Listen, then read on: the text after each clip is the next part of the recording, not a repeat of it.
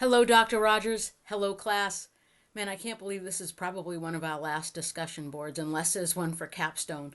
But anyway, let's start this conversation off by taking a minute to discuss the immersive learning environment. So, what exactly is that? Well, an immersive learning environment is learning in educational settings that utilize various forms of advanced technological learning devices.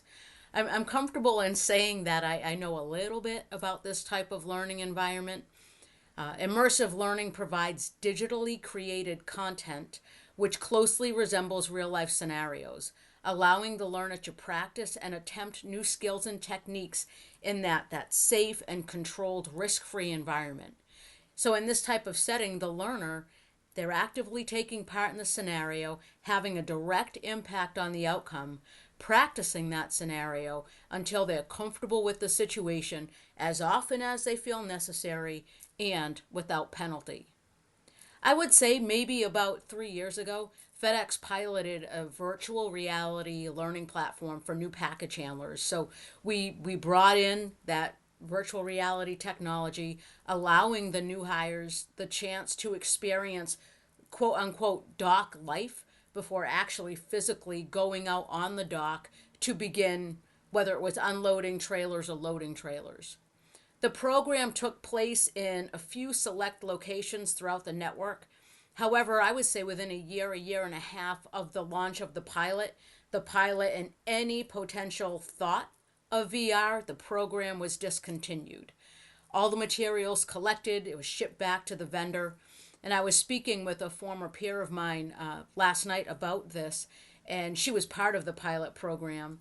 And she indicated that due to the overall cost of the equipment, as well as the bandwidth issues within just those buildings alone that were piloted, those were the primary reasons for the termination of the program.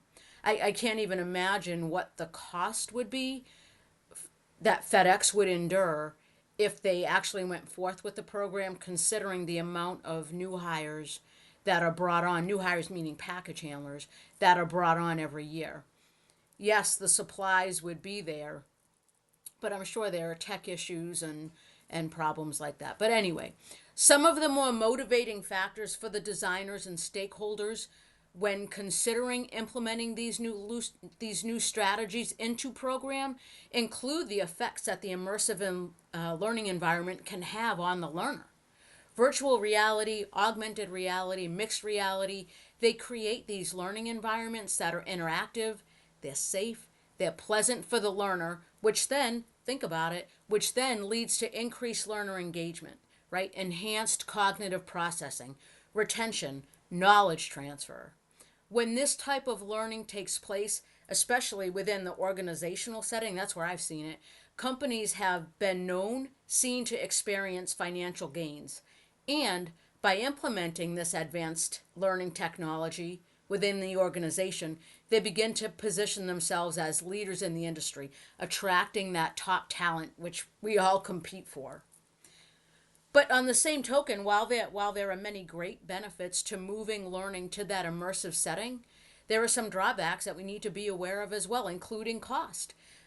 Like I mentioned earlier, it can be very expensive to outfit just one employee with that technology that's needed for that virtual reality experience. I can't imagine breakdowns and, again, having to supply every location in our network with the necessary equipment to conduct this training. Other potential trouble spots include the expertise that's needed, that's required to develop this type of learning content and ensuring equal access to the equipment and the technology. Research does shed positive light on the implementation of immersive learning environments, indicating that that type of setting can positively impact memory function, retention, have a positive effect on the overall cognition due to the high level of interactivity and realistic scenarios, ultimately enhancing engagement and learner motivation.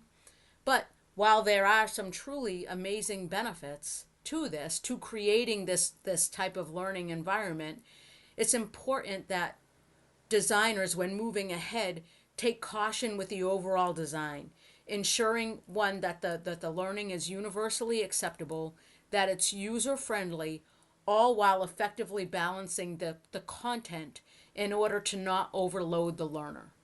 Thank you so much for listening today. Have a great day.